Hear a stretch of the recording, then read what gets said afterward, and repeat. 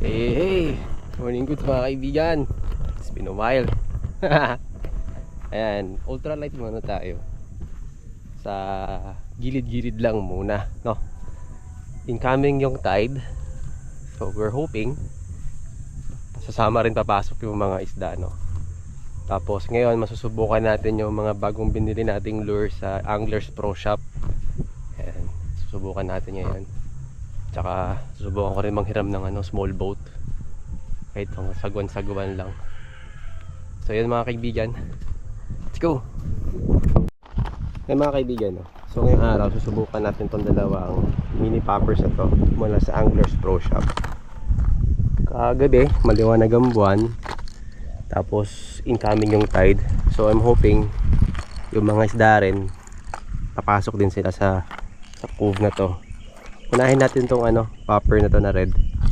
Tapos sa pagkawala, change lang tayo ng tactics, balik tayo sa soft plastic hanggang sa makahuli tayo. So sana swertehin. Guys, ang ganda ng may ubugawang kagad eh. Ang ganda itong popper na to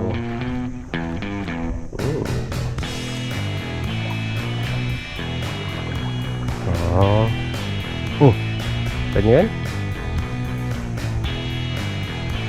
May mga bagaong. Oy, nahabol pero malaki siya eh. Ay, mga kaibigan, tinatarget natin yung parang pag-ihiwalay na puli ng tubig na yan. Saka dito sa medyo malabo-labo. Ayan. Saka nakadali tayo sa lakitok.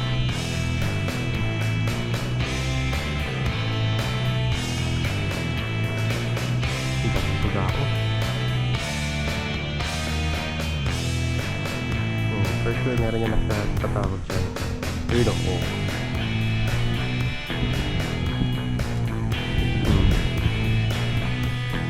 kung sa plastic for sure may nahuling uhi. Mismo tambay ako.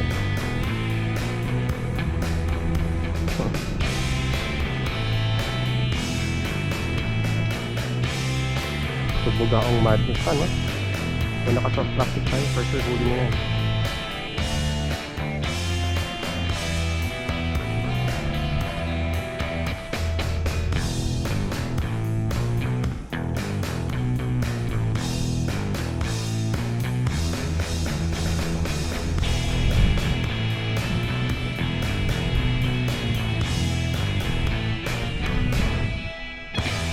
So guys, natin, hindi ko masyadong pinapuwersa kasi 6 pound line lang ito 0.8 lang ito PE 0.8, kaya tamang lang, may cast lang siya, okay na yan.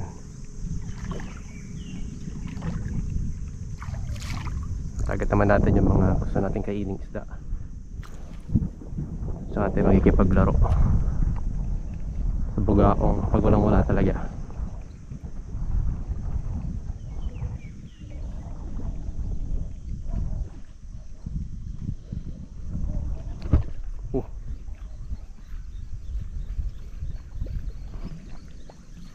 Sa gilid, hindi ko alam kung bugaong pa rin yan may nakikita akong puti-puti sa ilalim eh. Bano ko naman mag-cast.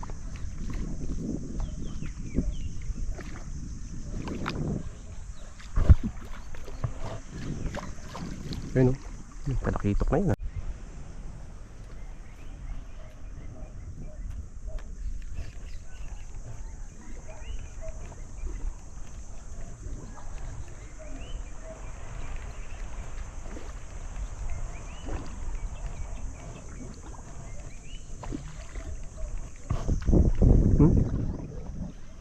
Hinahain sila. Very active yung mga isda ngayon, pero hindi pa natin ma-identify kung bugaong or mga juvenile trevallies. Pero may mga nakikita ako na ibang kulay bukod sa common and distinct pattern ng bugaong na may stripes. Kasi dito sa side na to, dito ako nakakahuli ng trevally tsaka mga snapper dito yan. Try natin pasukin yung malalim-lalim na yun. Baka sakali.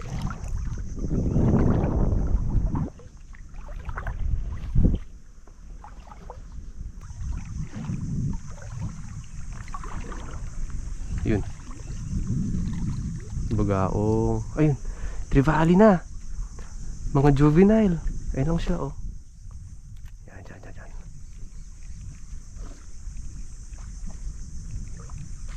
Medyo malaki kasi yung popper eh. Kaya I think smaller popper pa siguro sana. Ayun, oh. Kikita nila ako. Ganda.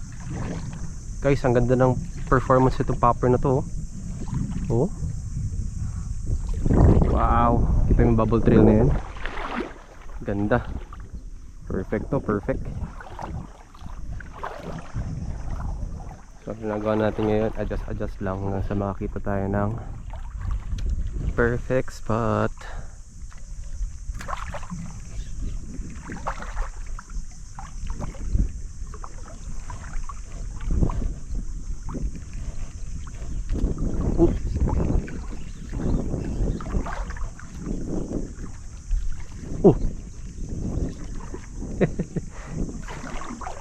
Ganda ang view.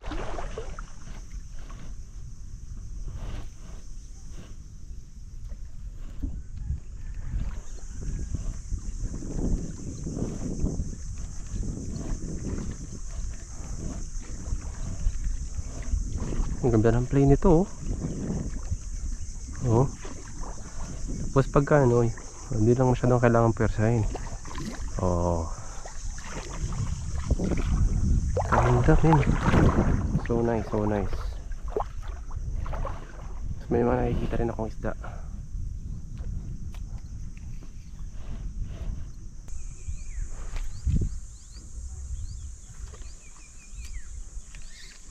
Oh, yun.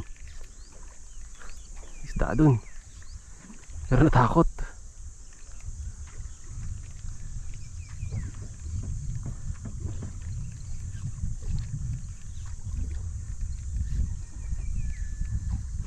Nasa reef na sila. Oh, pasok na. Dito ah. May pusit kaya dito.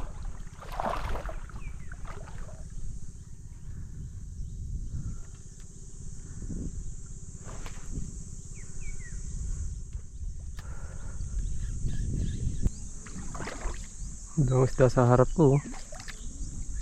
Pero parang sila interesado sa popper. Try natin change tactics.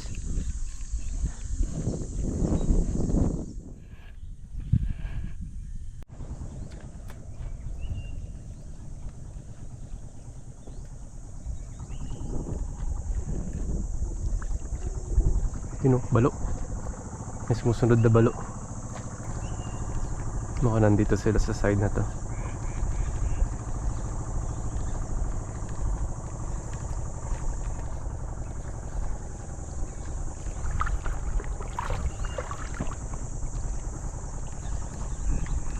Ayun, kuda, dami. Kuda, banak. Ha. Kawan yun, may kawan na pumasok. Ay gagi, layo. Pero parang kudang haba eh.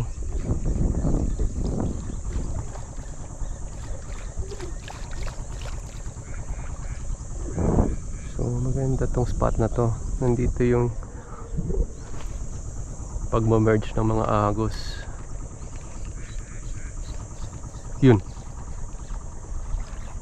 May na-attract eh. May nakikita ko sumusunod eh. Pero hindi ko makagat, hindi nag-i-engage. Teka. Tsagain natin mga kaibigan.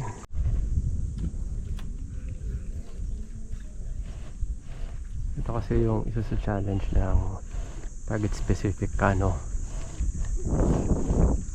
Tsagaan talaga eh. So medyo malaki itong popper natin sa usual. Kasi ayaw natin tumagat na maliliit. May mga ideal na rin yung oras lang naman kailangan ko, okay na eh. Kasi ako lang naman ang kakain.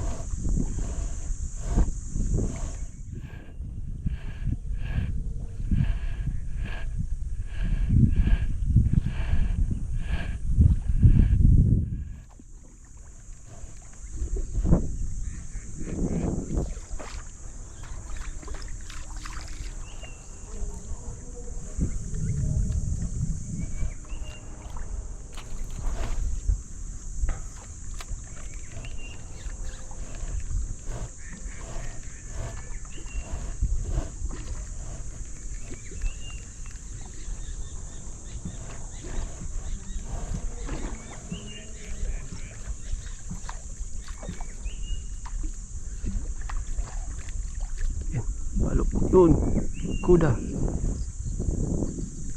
Yun o. Kita nyo yan mga kaibigan. So nagkaka-idea na tayo, no? Yung profile ng isda dito. Mahahaba. Pero hindi siya kumakagat. Hindi niya makagat eh.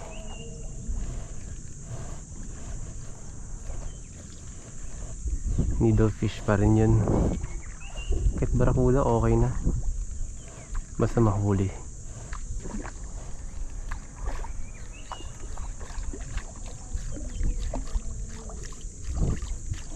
Try natin ibahin yung play.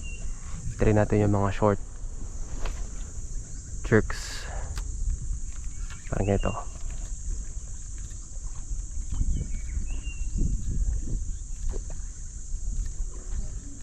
Yun. Putik, ayaw mag-engage. Nakikita ko kasi naka-polarized glasses ako. So nakikita ko yung movement sa ilalim ng mga, ito rin sa ano lang, medyo malapit lang sa lure natin. Yun o.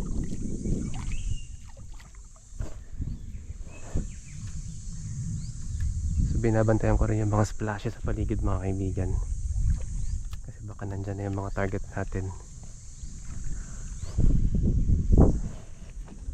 Mga kaibigan, gumamit na tayo ng minnow. Try natin kung kakagat sila sa smaller bait. Kahit lapu-lapu ha.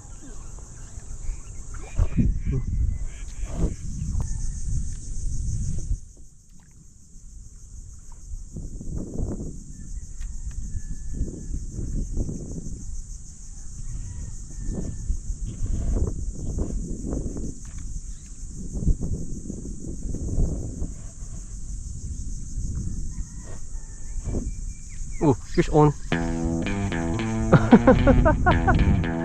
Yan lang oh. Wala eh. Lapit lang. Kaso masyado ka pang maliit. Kahit kalawang-kalawang na yung hooks natin, oh. Effective pa rin eh.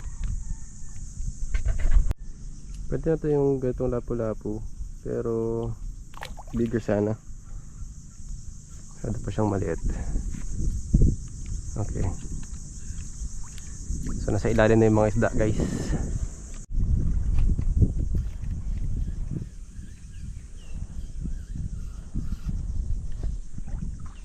Ay, fish on ata ah. Ay, fish on nga. Oh. Ilan pala kayo ah. Ayun oh. Ayun na, hanap ng bahay. Uy, snapper. Ah, pwede. Uy, kaboy. Yes sir. Ganda, gandang size.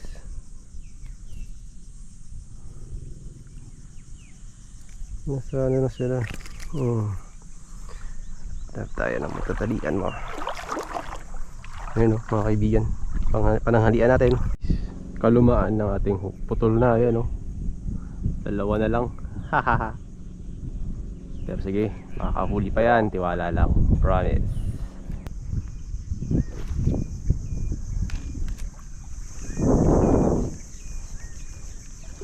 Uy, fish on. Uy, sayang yun. Unhook guys. Nako, naputol na naman yung ano ah.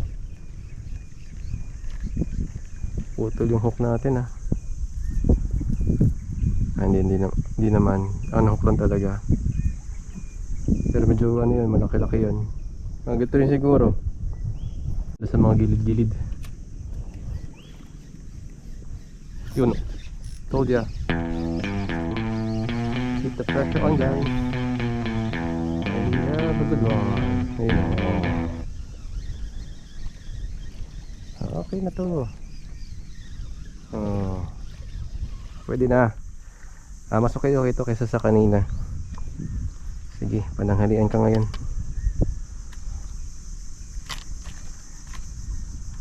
Tapos tingin nyo sa ilalim, oh. Oh, nanginginain talaga siya.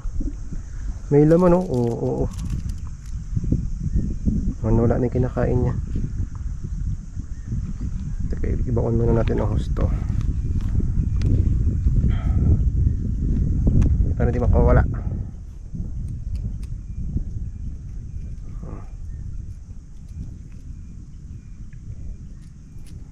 Babaw na tayo, guys. Palitan lang battery ng GoPro. Pero habang papalababaw, agis-agis tayo. Kami maligaw na kanuping.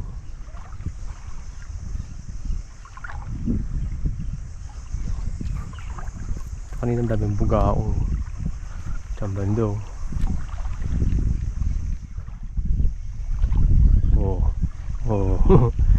Makagat, fish on. Bugaong. Oh. Nakakagat-agat eh. Oh. Hindi na siya makapag-play ng maayos. Partida, sira pa ako ko.